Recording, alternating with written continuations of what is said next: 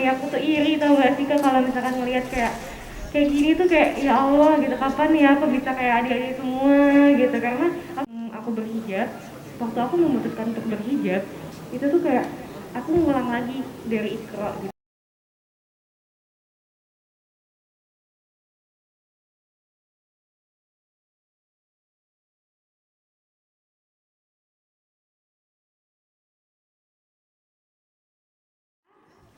Kak, di The House, silakan naik ke atas panggung. Assalamualaikum warahmatullahi wabarakatuh.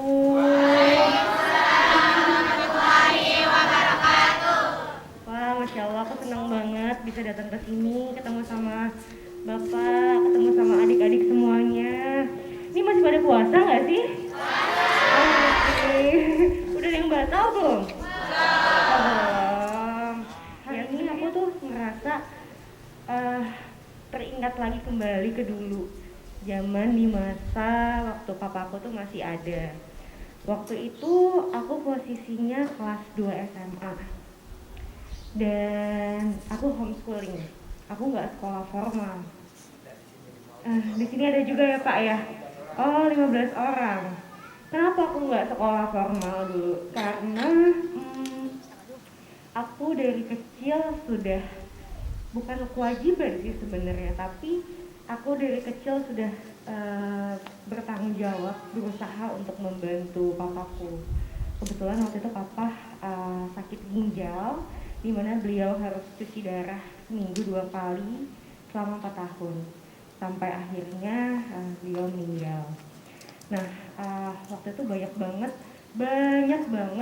rasa gundah gulana, rasa aku dimana harus apa ya, dibilang terpuruk enggak juga, cuman uh, itu saat aku ngerasa itu saat-saatnya aku harus menggapai mimpi-mimpiku. Aku harus sekolah, aku posisinya lagi senang-senangnya syuting film juga, tapi di situ aku harus merelakan itu. Aku lebih memilih sinetron, di mana sinetron itu yang kita semua tahu uh, mungkin lebih lebih mudah untuk dapetin uangnya dibandingkan karyanya. Tapi sementara jiwa aku tuh dulu di situ tuh pengennya tuh film berkarya sekolah, menggapai mimpi-mimpi aku. Cuman karena keadaan dan karena aku merasa kayak ya Allah, mungkin ini caraku untuk membantu keluargaku, caraku untuk aku apa ya, saat aku untuk membalas jasa-jasa yang sudah sudah orang tua aku berikan dulu sama aku gitu. Akhirnya di situ aku terus merelakan mimpiku dan terus berusaha gitu kan, berusaha ninggalin film, aku lari ke tempat lain, aku coba bisnis, aku coba apapun, merem aja pokoknya. Yang penting aku jalan, aku usaha, aku yakin Allah ada untuk aku. Aku terus kayak aku yakin dengan semua yang aku lakukan itu ya memang sudah jalannya. Oh mungkin aku ketemu sama orang, sama teman-teman artis lain gitu ya, mereka turun dari mobil bagus, pakaian bagus gitu kan, sementara aku dengan keterbatasan yang aku punya gitu, aku cuma bisa pakai motor sama mama dulu kemana-mana, aku cuma bisa pakai baju yang seadanya gitu kan. Tapi aku nggak pernah patah semangat, bahkan sampai sekarang mungkin kurang lebih 15 tahun aku ada di dunia entertain, aku tetap terus menjalankan semuanya. Aku lulus kuliah dengan karyaku, dengan uangku gitu kan, dengan hasil keringatku sendiri. Aku alhamdulillah abang-abang juga bisa semua kebantu karena aku, dan bisa sampai saat ini gitu, bisa ada di posisi aku sekarang ini. Jadi sebenarnya poinnya kenapa aku cerita kayak gini sama adik-adik, ya aku pengen kalian semua tetap semangat apapun yang terjadi, apapun kendala yang ada di dalam hidup kalian.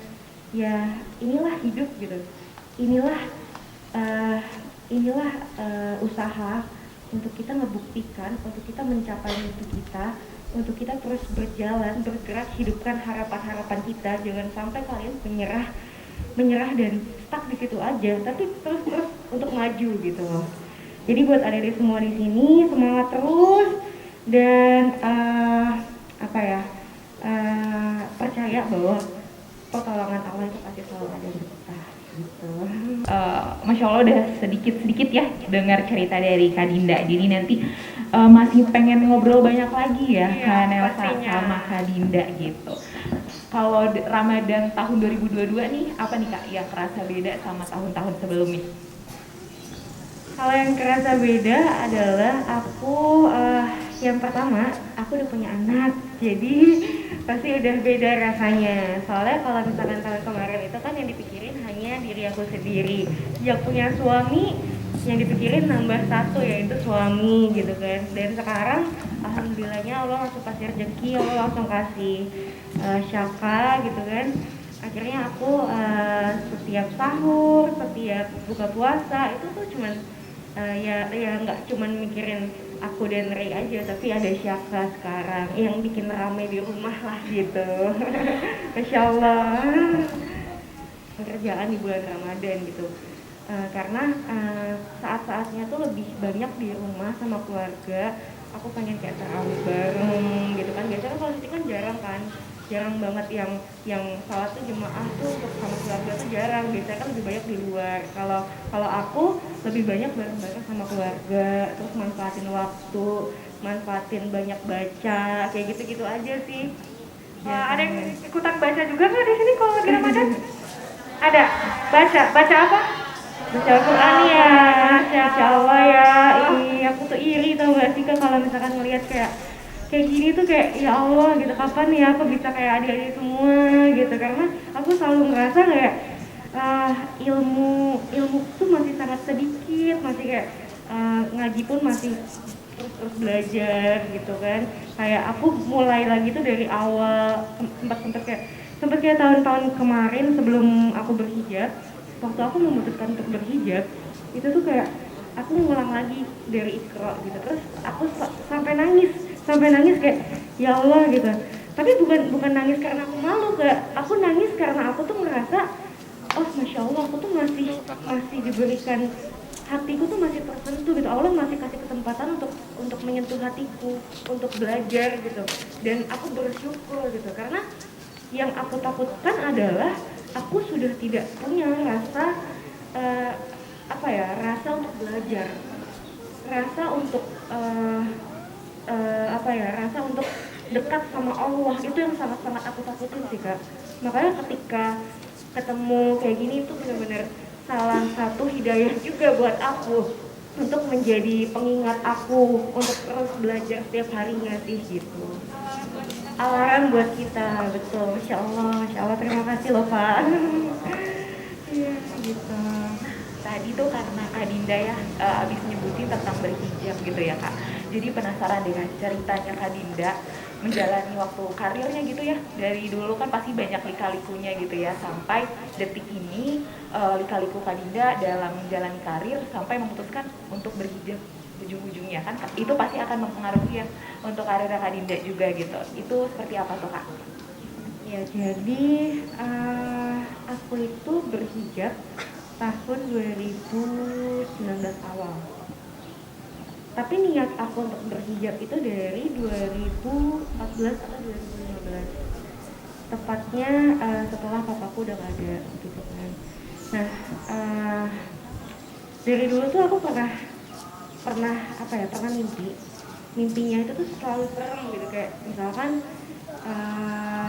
aku jatuh dari pesawat, aku merasa kayak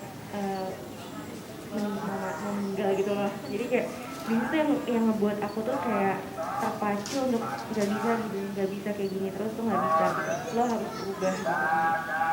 Sampai suatu ketika dimana aku tuh lagi ngerasa karirku tuh lagi bagus banget, kerjaan ada terus tiap minggunya gitu kan, nggak pernah putus gitu. Tapi hatiku tuh tetap merasa gelisah. Aku tetap mencari-cari apa sih yang lo pengenin tuh apa gitu. tapi aku masih belum ketemu Kak, sampai akhirnya aku benar-benar memutuskan untuk jadi orang yang lebih baik lagi. Tapi kan lebih baik lagi itu kan nggak cukup kan gitu. Eh, aku ketemu sama lingkungan, dimana lingkungan itu yang baik pastinya, yang mau ngajarin aku untuk terus apa ya, untuk terus memperdalam ilmu, untuk terus eh, menjaga menjaga apa ya, pertemanan gitu kan, nggak hanya yang senang-senang aja gitu. Nah di situ aku ketemu sama kajian musyawarah, nah, kalau kakak-kakak tahu mungkin ya. Nah di situ aku yang benar-benar